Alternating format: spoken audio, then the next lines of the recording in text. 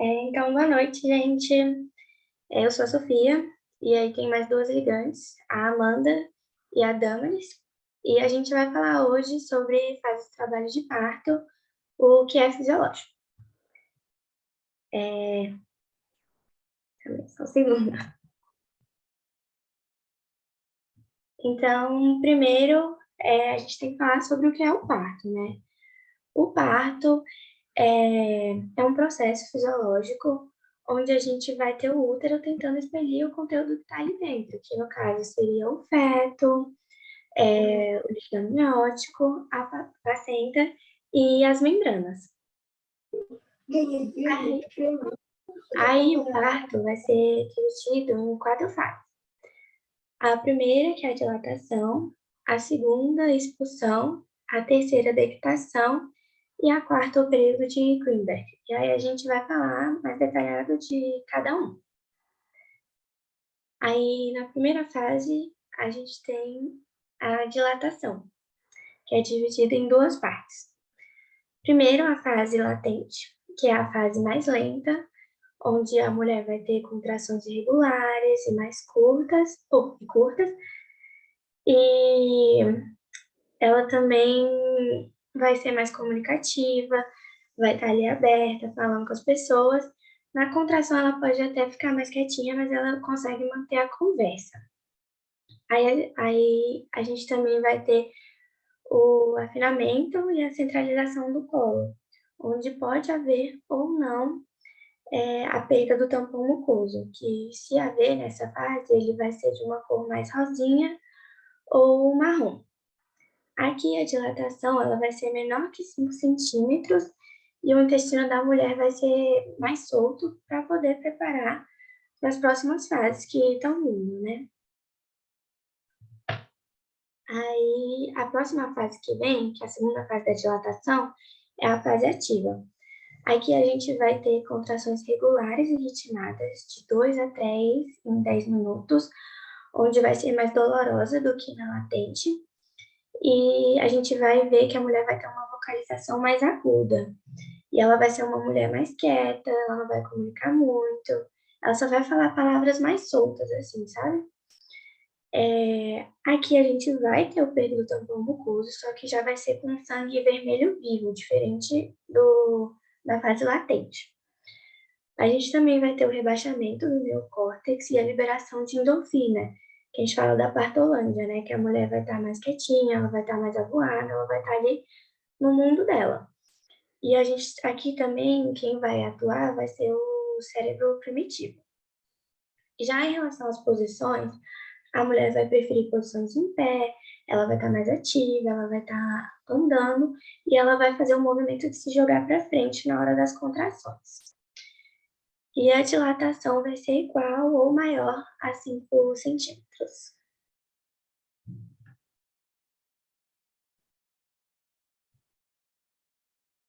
Então, após esse período de dilatação, né, quando a dilatação do colo do útero já está completa, já atingiu os 10 centímetros, se inicia o segundo período do trabalho de parto, que é chamado de período expulsivo ou expulsão, e finaliza com o nascimento do bebê. Nessa fase, a mulher vai ter contrações mais intensas e com maior frequência, em torno de uma média de 5 a cada 10 minutos, e ela vai expressar vocalizações mais graves.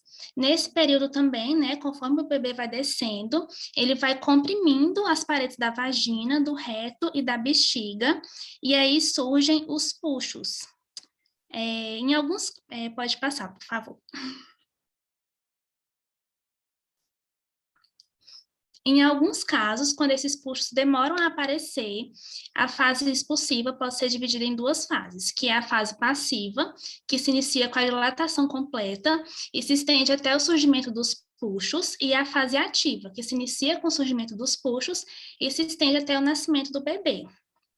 Após o início, né, da fase ativa, o tempo esperado do nascimento do bebê é de até 3 horas em nulíparas e 2 horas em multíparas, mas dependendo de alguns fatores, esse tempo pode ser um pouquinho maior. Por exemplo, mulheres que receberam algum tipo de analgesia, esse tempo pode demorar um pouquinho mais. Pode passar, por favor.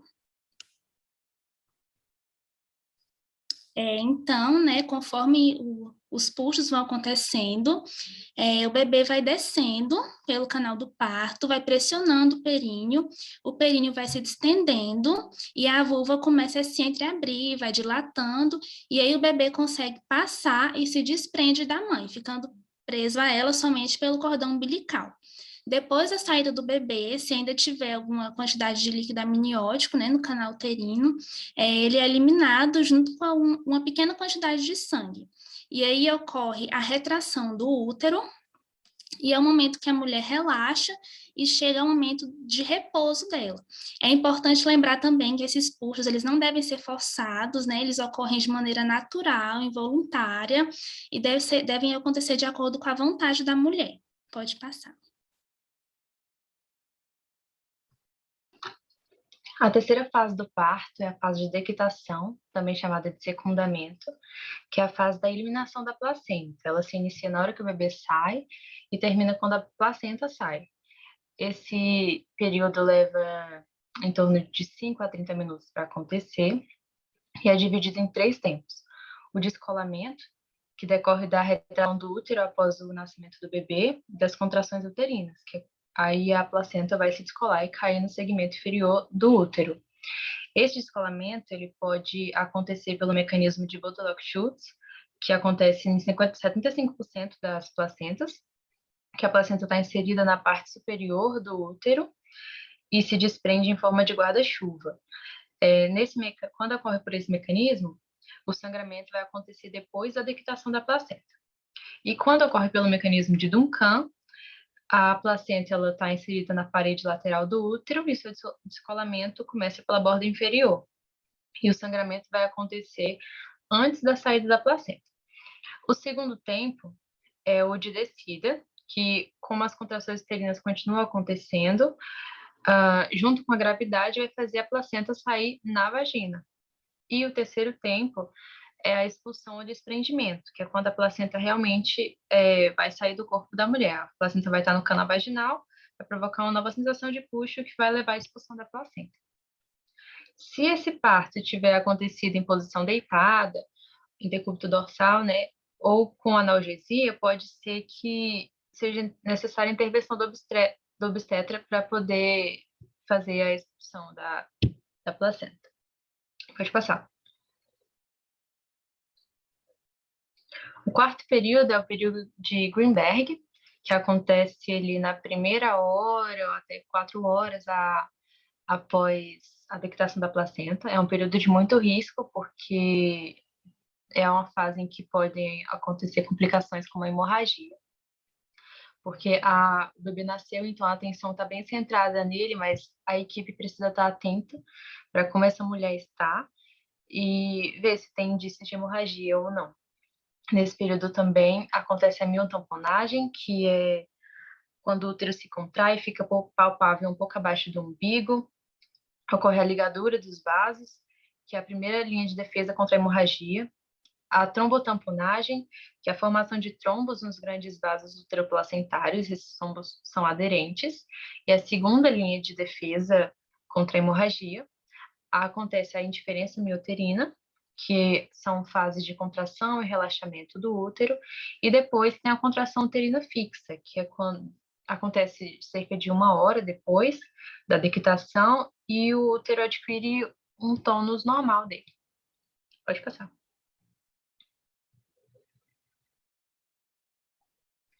Então, eu vou falar um pouquinho sobre os pródromos, que é um período que antecede o trabalho de parto e se caracteriza por contrações curtas, irregulares e de baixa intensidade que não interferem na evolução da dilatação, né? Nessa fase não existe dilatação ainda. Os pródromos podem durar dias ou até semanas, e as mulheres elas tendem a apresentar dor na região lombar, né, um certo desconforto. Esse período ele é como se fosse uma preparação para o corpo da mulher, né, para se preparar para esse período do parto. Então ocorre um amolecimento do colo do útero e a descida do fundo uterino. Nesse período pode ocorrer também a perda do tampão mucoso. E aí, alguns métodos não farmacológicos podem ser utilizados, né, para aliviar esse desconforto, e alguns deles são banho morno, bolsa de água quente, exercícios respiratórios, massagem, repouso, e como essas contrações ainda não são, de fato, né, o trabalho de parto verdadeiro, esse desconforto ele pode ser tanto aliviado quanto eliminado totalmente. Pode passar.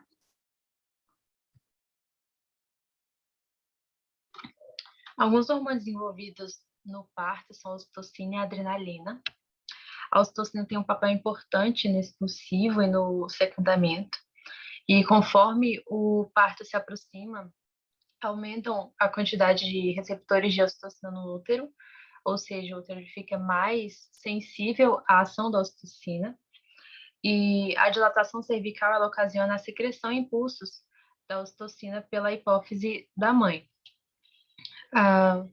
Ela, além de ser uterotônica, né, ela promove a contração do útero, ela também é chamada de hormônio do amor, porque promove a calma e favorece o vínculo da mãe com o bebê, e ela também está ligada à ejeção do leite materno. Após o parto, é feito o tratamento ativo com ocitocina, porque ele diminui o risco de hemorragia pós-parto, justamente por causa dessa ação uterotônica, né, que faz o útero contrair. A adrenalina ela já é contra a ocitocina porque ela é um hormônio de luta e fuga. Então, ela deixa o corpo em estágio de alerta e por isso ela não é bem-vinda no início do trabalho de parto. Mas na fase expulsiva, é ela quem vai dar forças a essa mulher para continuar o parto.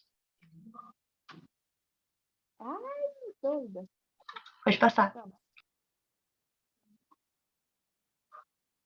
Então, aí agora eu vou falar um pouco brevemente sobre as posições.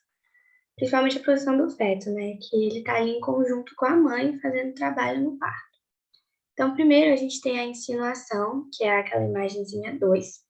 A gente tem a descida, a flexão, a rotação interna da cabeça, que é quando a cabecinha do bebê vai estar virada para o ânus da mãe, que vai estar encaixadinho ali. A extensão, a rotação externa da cabeça, que a gente pode ver ali na imagem 6, que isso vai ser feito de forma natural do bebê ali, não vai ter intervenção médica ou de enfermeiro nem nada. E a gente vai ter o desprendimento das espadas, né, do ombro, que aí depois o bebê vai ser expelido.